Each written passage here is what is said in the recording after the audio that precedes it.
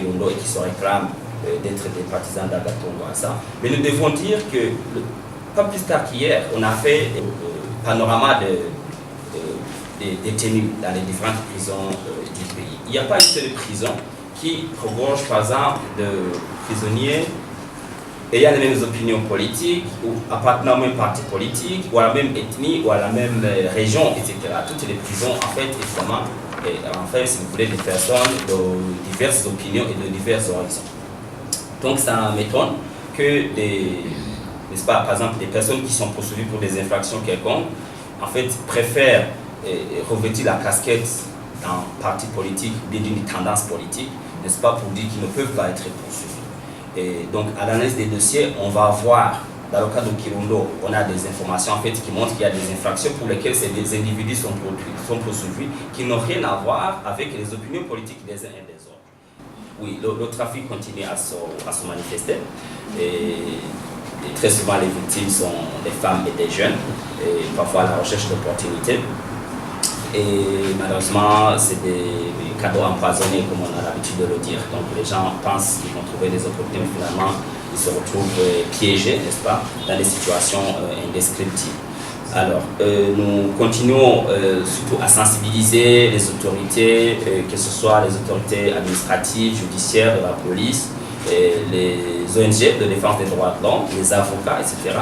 Et la population aussi, pour pouvoir lutter contre ce fléau. La déclaration du secrétaire général des Nations Unies. Bon, comme vous le savez, les Nations Unies, c'est une organisation globale, ça veut dire qui regroupe en fait pratiquement tous les pays du monde. Et c'est normal, évidemment, qu'à un moment donné, le secrétaire général, en fait, qui a la responsabilité, par exemple, de prévenir les conflits qui s'expriment sur certains processus qui se déroulent dans les pays. Et dans le cas du Burundi, c'est normal aussi qu'il soulève ses inquiétudes, mais ce n'est qu'une inquiétude. Et donc il faut plutôt prendre ce message comme un conseil, en quelque sorte, comme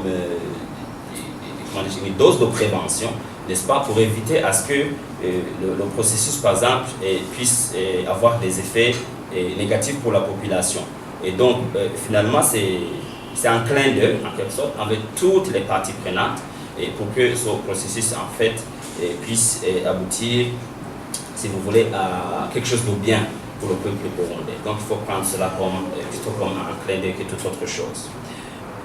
Oui, il y a la prédiction du HCR, selon laquelle il y aurait 50 000 réfugiés potentiels.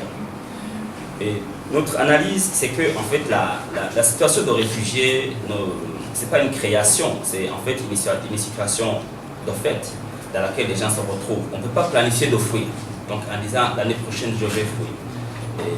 Sinon ça devient de la migration. Donc, sinon les réfugiés, généralement, c'est des gens qui fuient des situations, soit d'insécurité généralisée ou encore de persécution personnelle, et donc finalement on est en fait obligé de fuir. Et donc ça, ne connaissant pas les bases, les statistiques sur lesquelles en fait le HCR se base pour faire ce genre de protection, il nous serait difficile de faire de plus amples commentaires, mais évidemment nous considérons ici aussi ceci comme un clin d'œil.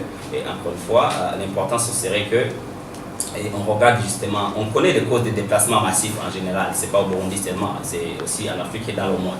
Et donc, nous estimons que dans le contexte actuel, au regard du niveau de sécurité que le pays a atteint, nous ne voyons pas de raisons qui feraient que des personnes fuient à cause de l'insécurité. Mais les gens peuvent fuir aussi à cause de la famille, comme vous l'avez constaté par exemple à Kirundo et Muyinga. Il y a des gens qui fuient parce que les problèmes de sécheresse en fait font qu'ils n'ont plus de quoi manger.